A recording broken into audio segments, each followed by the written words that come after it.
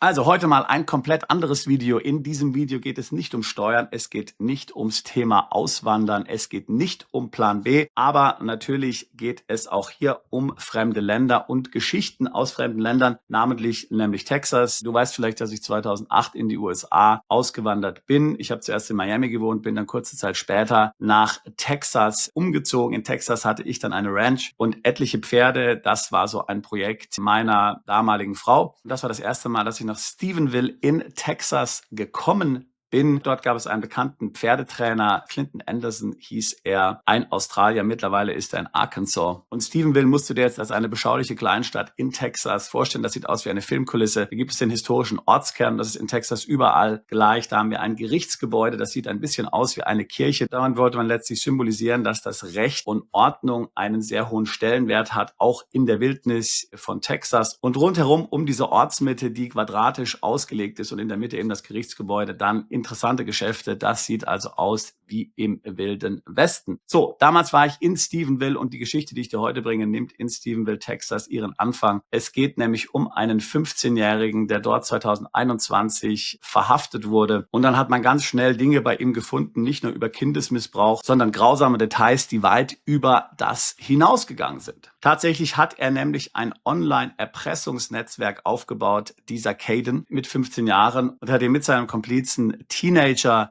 weltweit terrorisiert, hat diese dazu gebracht, sich selbst zu verletzen, hat diese dazu gebracht, andere zu verletzen. Das Ganze wurde dann von Caden als 764 bezeichnet, dieses Netzwerk, denn 764, das sind die ersten 3 Zahlen der Postleitzahl von Stephenville in Texas. Das FBI hat 764, also 764 mittlerweile als eine der ernsthaftesten Bedrohungen der inneren Sicherheit in den USA eingestuft. Auch in Deutschland ist dieses Netzwerk mittlerweile tätig. Such einfach mal danach nach 764 und Deutschland, dann wirst du sehen, dass auch in Deutschland dort einige schon bereits verhaftet worden sind. Eine Kollegin von mir in London, die dort für meine Filmfirma Alamo Pictures arbeitet, hat einen Artikel in Wired gelesen. Wired kennst du vielleicht, ist ein Online-Magazin rund um das Thema Tech, Internet und so weiter, gehört mittlerweile zu Condé Nast. Sie las diesen Artikel zu 764 und das Ganze hat uns natürlich sehr gepackt, diese Story, tatsächlich in all ihrer Dunkelheit, in all ihrer Grausamkeit. Auch natürlich wegen dem Bezug, den ich zu Texas hatte. Ich habe dann bei Wired die Rechte gekauft zu diesem Artikel und wir haben in den letzten Monaten dazu einen Podcast und eine Dokumentarfilmserie entwickelt. Diese haben wir nun begonnen auf YouTube zu veröffentlichen. Der Kanal heißt Inside 764.